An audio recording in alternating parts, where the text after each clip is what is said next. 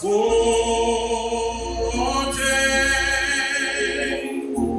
of glory divine,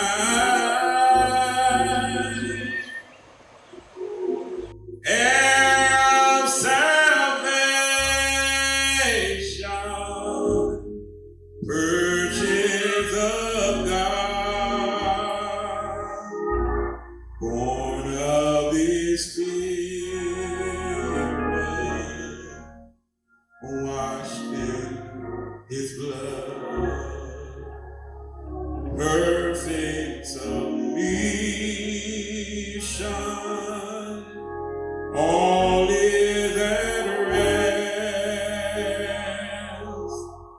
I in my Savior, happy and blessed. Good evening and praise the Lord, and welcome to this Bible study. Tonight we're going to be talking about love. And you know, the Lord woke me up the other day and I just couldn't go to sleep, and He put it in my heart about love. And as you saw in the opening credits, this is what the Lord showed me about love. And it's a 4-letter word. As He defined it to me was, love others, value everyone.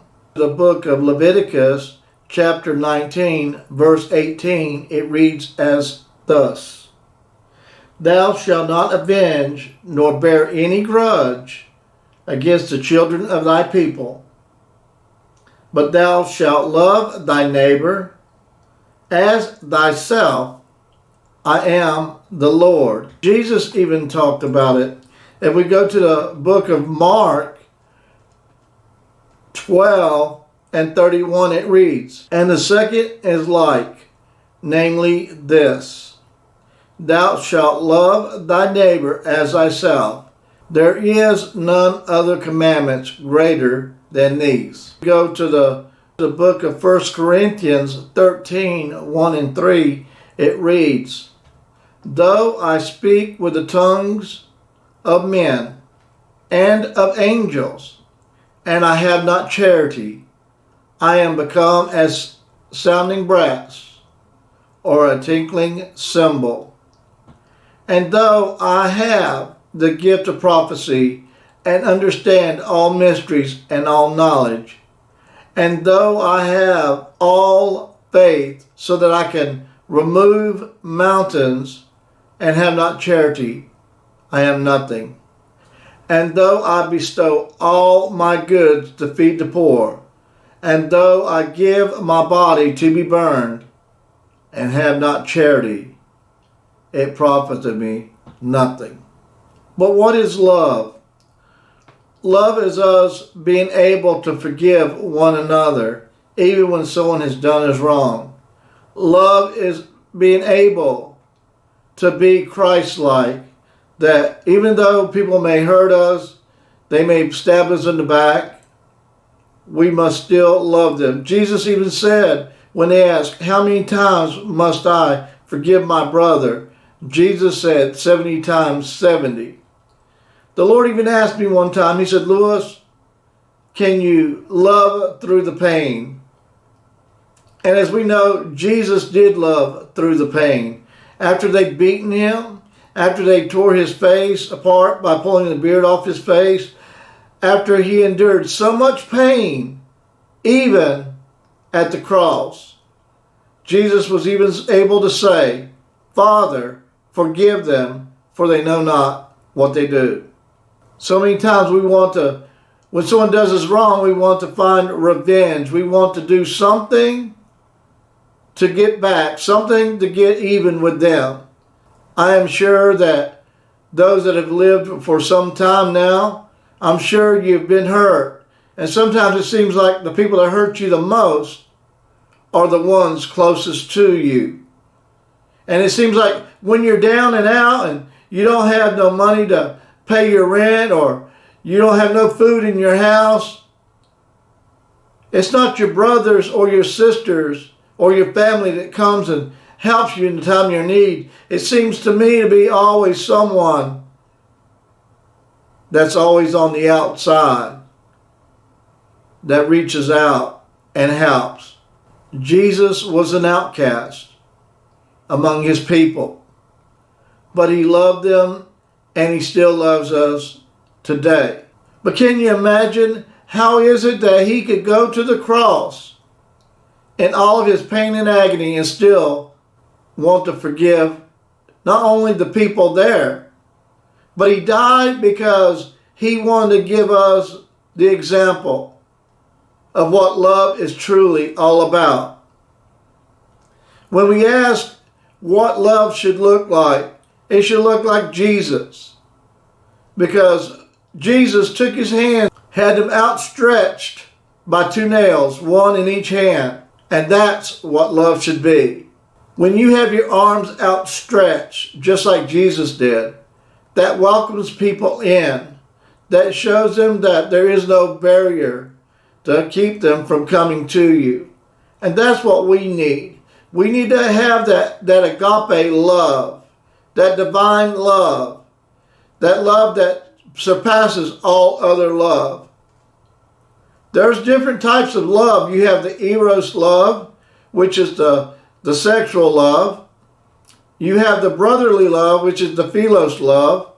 That's where the city of Philadelphia comes from. Philos, love, brotherly love.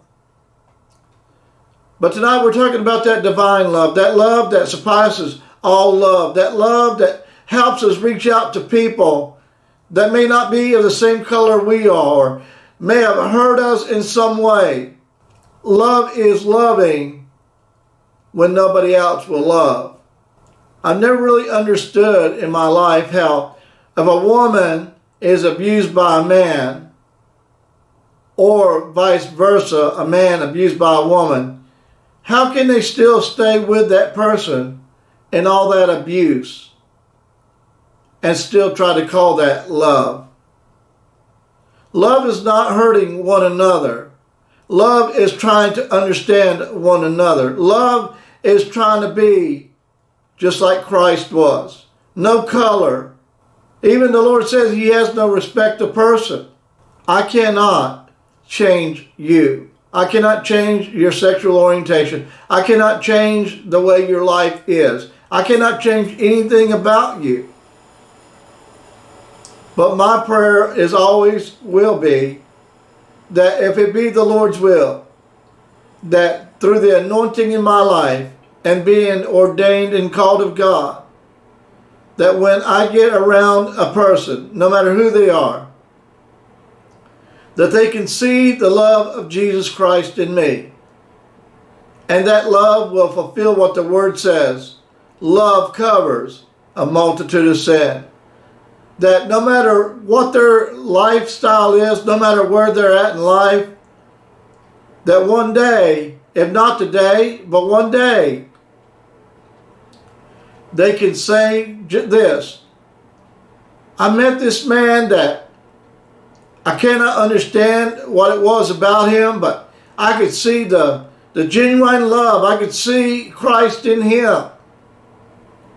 And that's what I'm asking you to do tonight, is that you could find it in your heart. That you could find it in your heart some way, somehow, to forgive those that have hurt you. As a chaplain in the hospital, and as a chaplain now, when I talk to families that are sitting there with their loved ones in their last moments, their last hour, I explain to them gently, make peace with this person. Make peace with this person, no matter what they've done to you, no matter how much they may have hurt you. Find it in your heart to bring peace. Give them comfort to know that it's okay, that no matter what they've done or how they've done it, that you still love them and that you forgive them. Because Jesus even said, how can I forgive you if you cannot forgive them?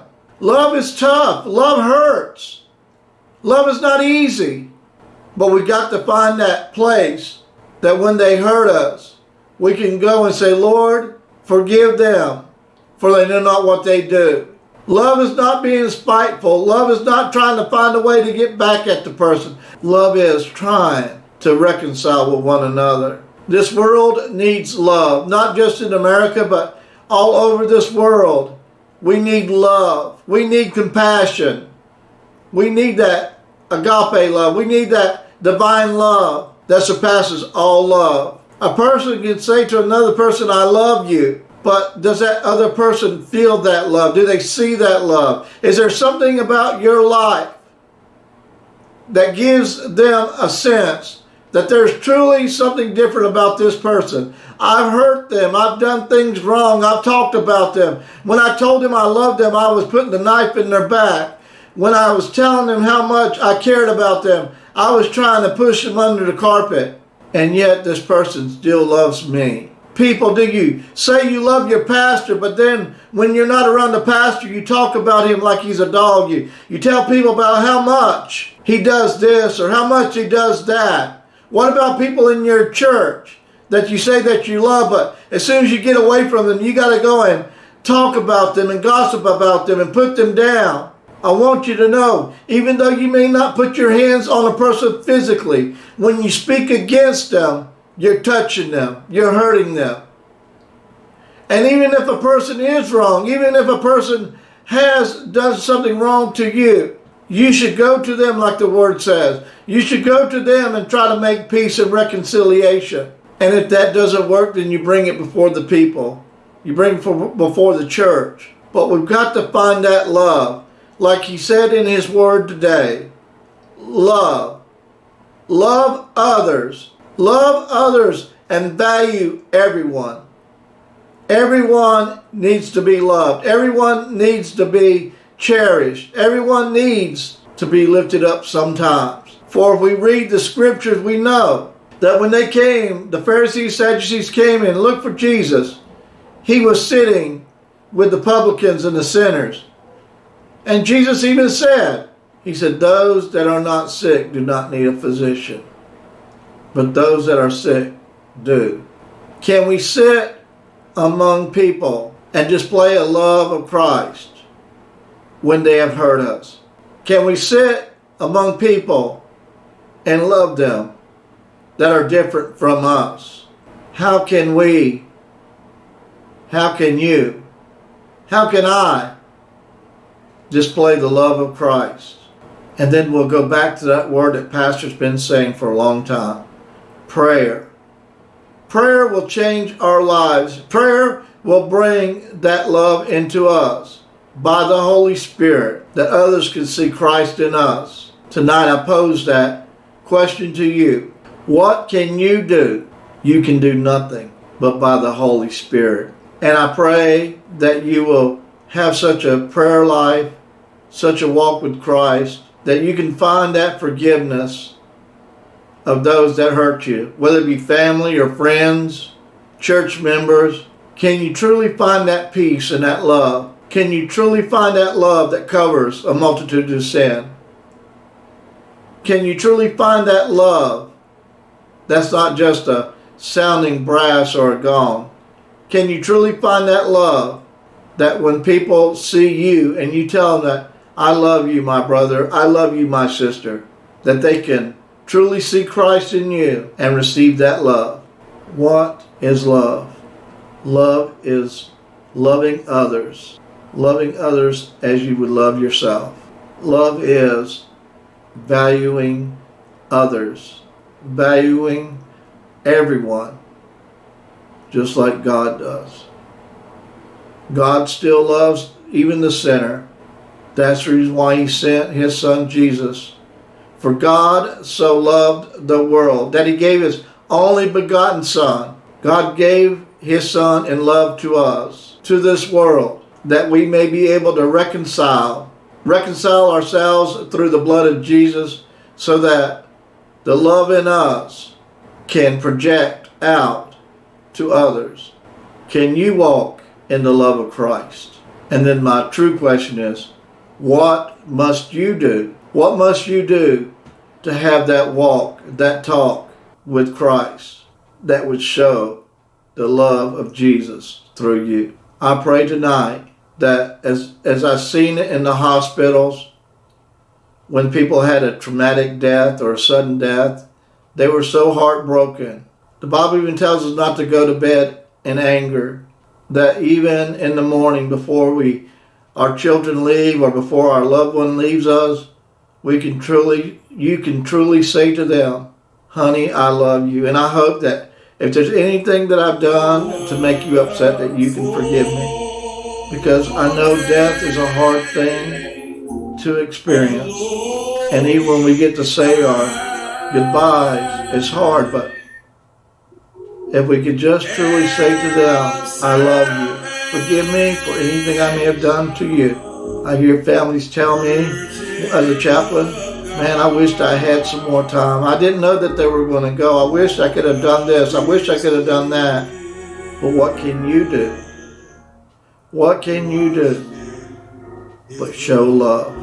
I pray tonight that this word will come into your heart, because this world needs love. It needs reconciliation. It needs healing. To God be the glory. Let us pray. Lord, I come to these people tonight, to your people, to Holden's Chapel. Lord, I come to the people of this world, that they may be able to find that love, that divine love, that agape love that surpasses all love, that through all the pain and hurt that they may be going through, or all the hurt and pain that they went through, that they can find some kind of way to find forgiveness towards others. And that, Lord, as your word says, that love covers a multitude of sin. Lord, I know love sometimes isn't easy. People hurt us, people do things to us, and sometimes we want to be spiteful, and sometimes we want to get back at them. But Lord, that's not your agenda. That's not your way. Lord, I know in my heart that you've had many times that people have hurt you and done things that have really just put you to the place where you may have wanted to do something, but you held back by your grace and your mercy.